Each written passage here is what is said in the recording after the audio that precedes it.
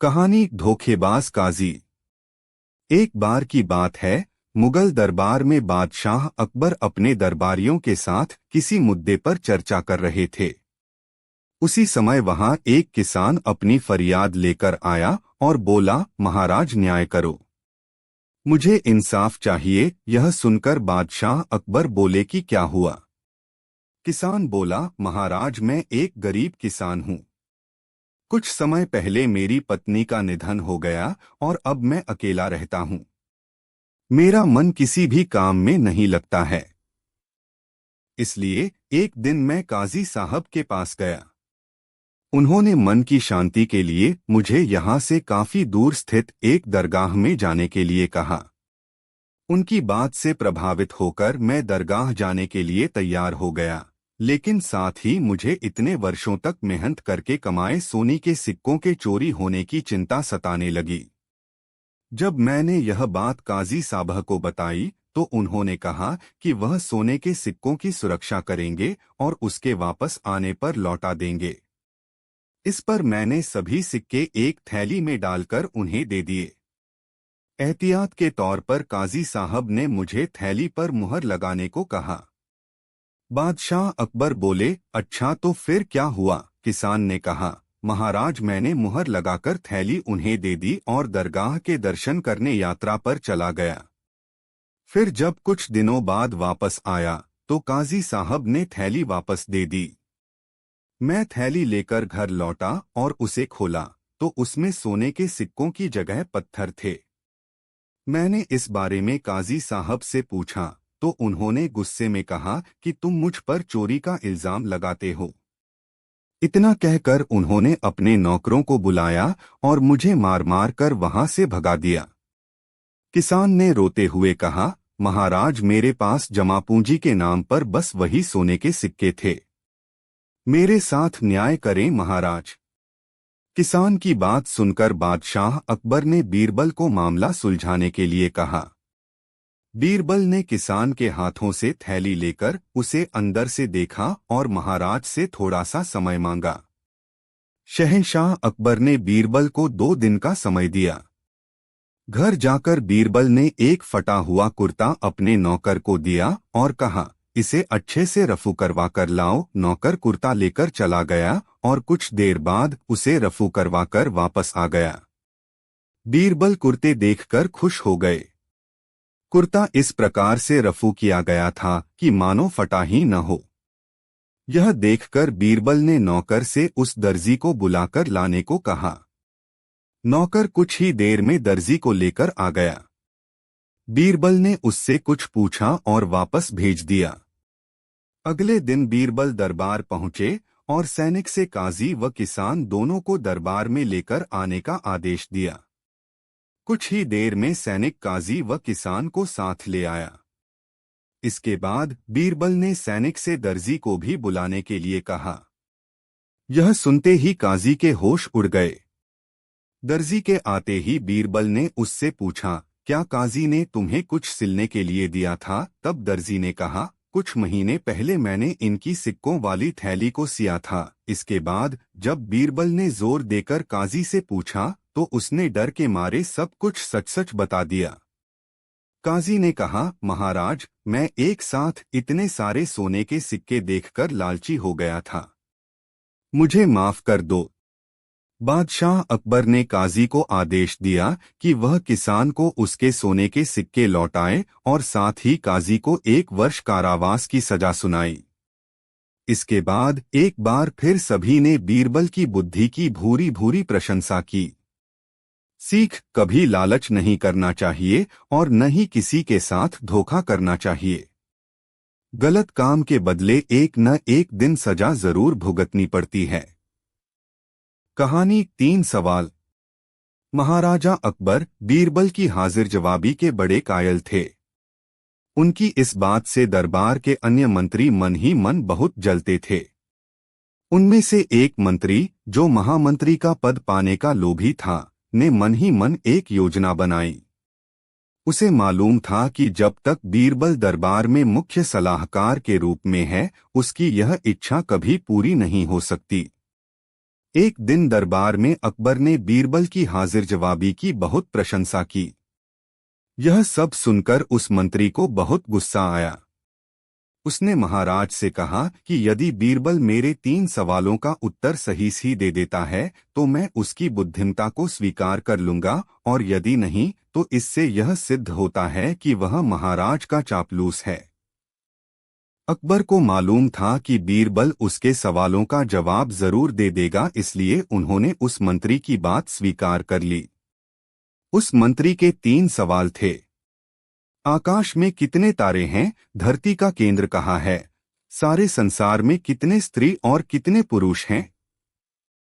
अकबर ने फौरन बीरबल से इन सवालों के जवाब देने के लिए कहा और शर्त रखी कि यदि वह इनका उत्तर नहीं जानता है तो मुख्य सलाहकार का पद छोड़ने के लिए तैयार रहे।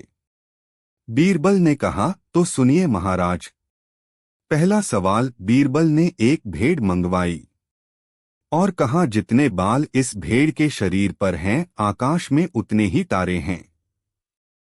मेरे दोस्त, गिनकर तसल्ली कर लो, बीरबल ने मंत्री की तरफ मुस्कुराते हुए कहा। दूसरा सवाल। बीरबल ने जमीन पर कुछ लकीरें खींची और कुछ हिसाब लगाया।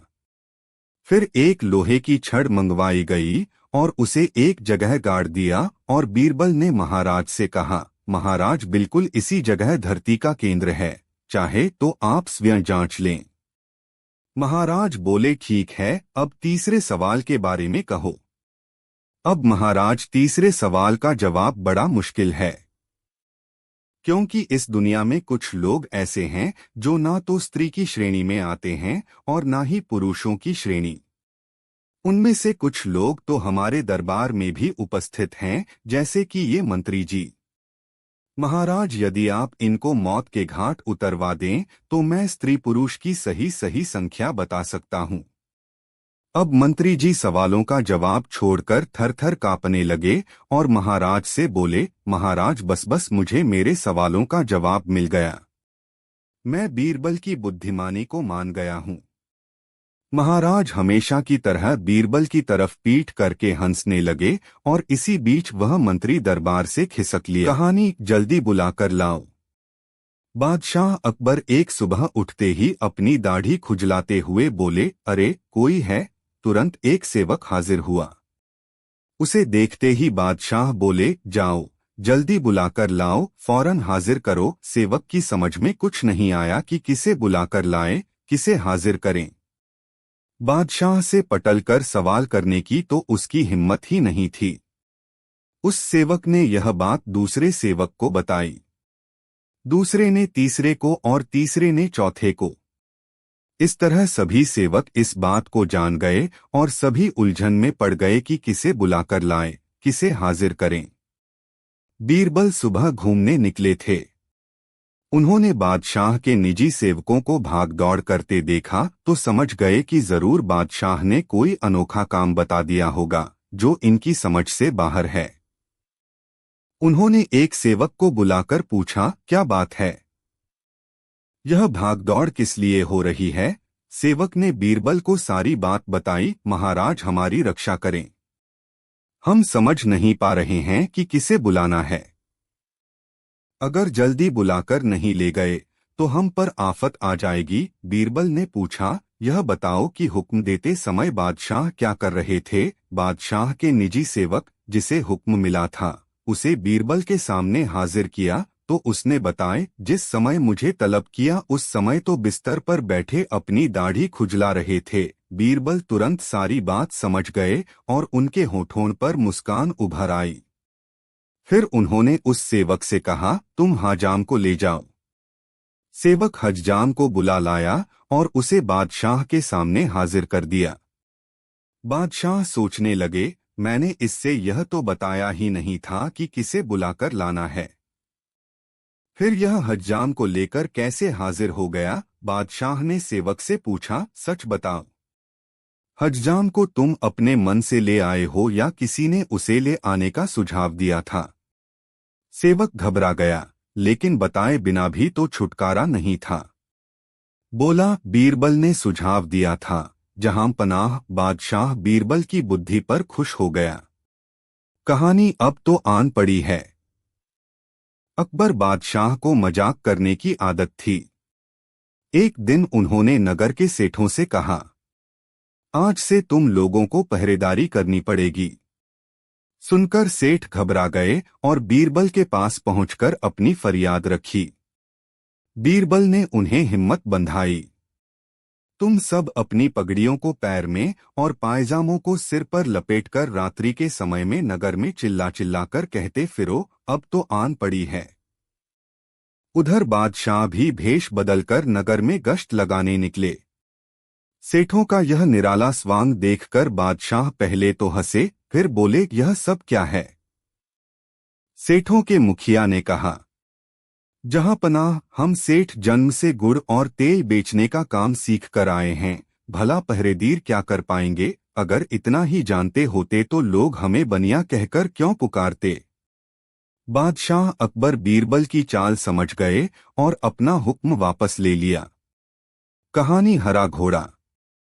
एक दिन बादशाह अकबर घोड़े पर बैठकर शाही बाग में घूमने गए। साथ में बीरबल भी था। चारों ओर हरे भरे वृक्ष और हरी हरी घास देखकर अकबर को बहुत आनंद आया। उन्हें लगा कि बगीचे में सैर करने के लिए तो घोड़ा भी हरे रंग का ही होना चाहिए। उन्होंने बीरबल से कहा, बीरबल, मुझे हरे रंग का घोड़ा चाहिए। तुम मुझे 7 दिन में हरे रंग का घोड़ा ला दो। यदि तुम हरे रंग का घोड़ा न ला सके तो हमें अपनी शक्ल मत दिखाना, हरे रंग का घोड़ा तो होता ही नहीं है। अकबर और बीरबल दोनों को यह मालूम था, लेकिन अकबर को तो बीरबल की परीक्षा लेनी थी।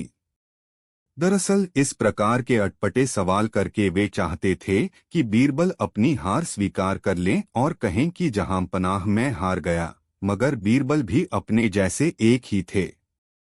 बीरबल के हर सवाल का सटीक उत्तर देते थे कि बादशाह अकबर को मुंह की खानी पड़ती थी। बीरबल हरे रंग के छोड़ की खोज के बहाने 7 दिन तक इधर उधर घूमते रहे। 8वें दिन वे दरबार में हाजिर हुए और बादशाह से बोले, जहांपना, मुझे हरे रंग का घोड़ा मिल गया है। बादशाह को आश्चर्य हुआ। उन्होंने कहा, जल्दी बताओ, कहाँ है हरा घोड़ा? बीरबल ने कहा, जहांपना, घोड़ा तो आपको मिल जाएगा। मैंने बड़ी मुश्किल से उसे खोजा है, मगर उसके मालिक ने 2 शर्त रखी हैं। बादशाह ने कहा, क्या शर्तें हैं? पहली शर्त तो यह है कि घोड़ा लेने के लिए आपको स्वयं जाना होगा। यह तो बड़ी आसान शर्त है।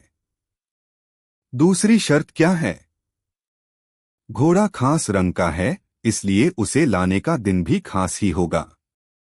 उसका मालिक कहता है कि सप्ताह के 7 दिनों के अलावा किसी भी दिन आकर उसे ले जाओ। अकबर बीरबल का मुंह देखते रह गए।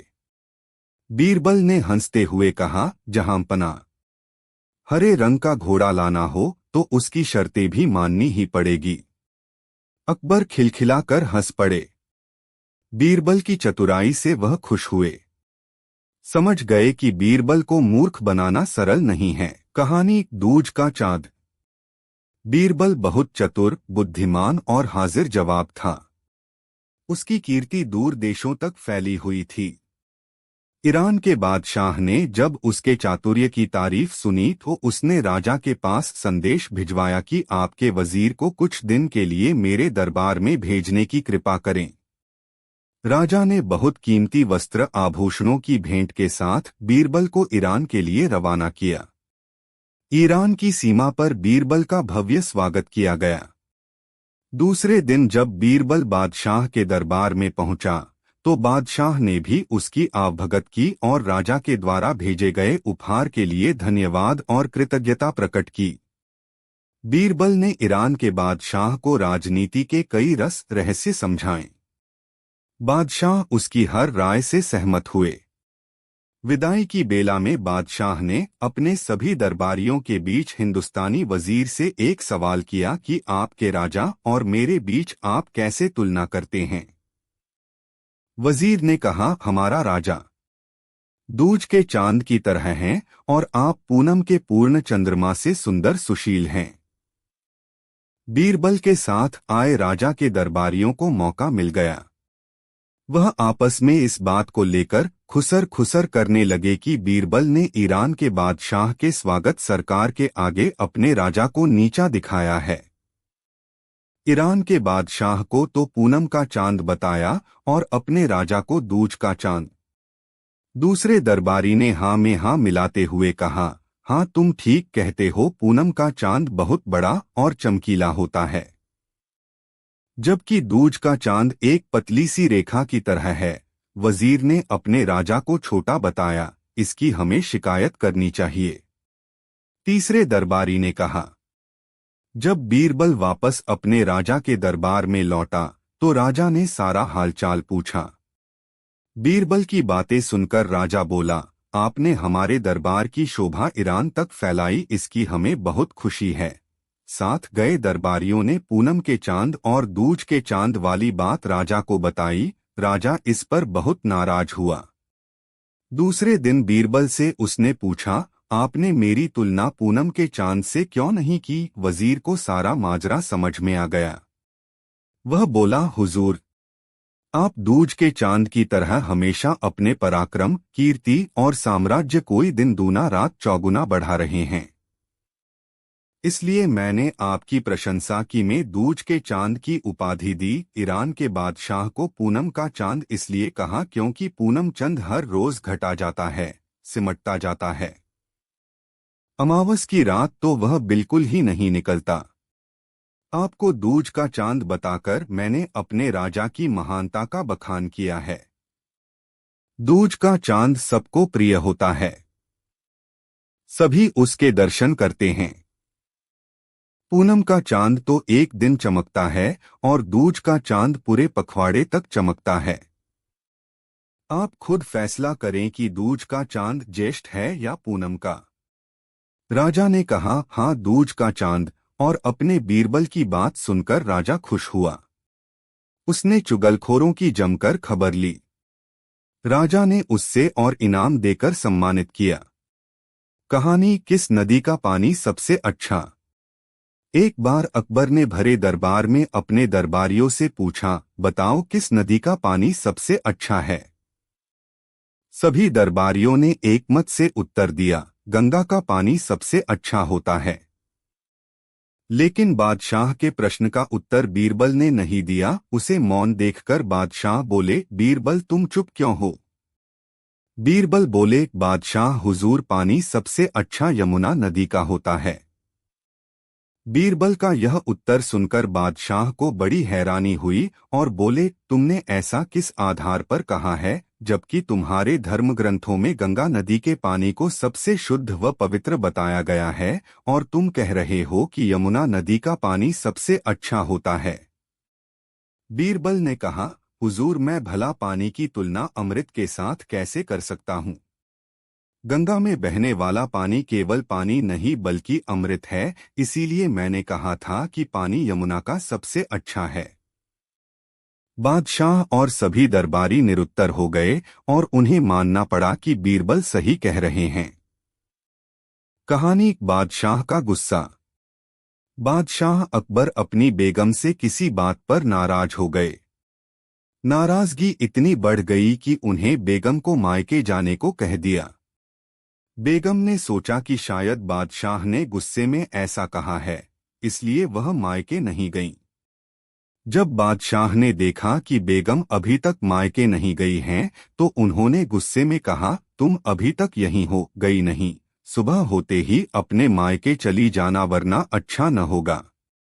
तुम चाहो तो अपनी मनपसंद चीज साथ ले जा सकती हो। बेगम सिसक कर जनान खाने में चली गईं।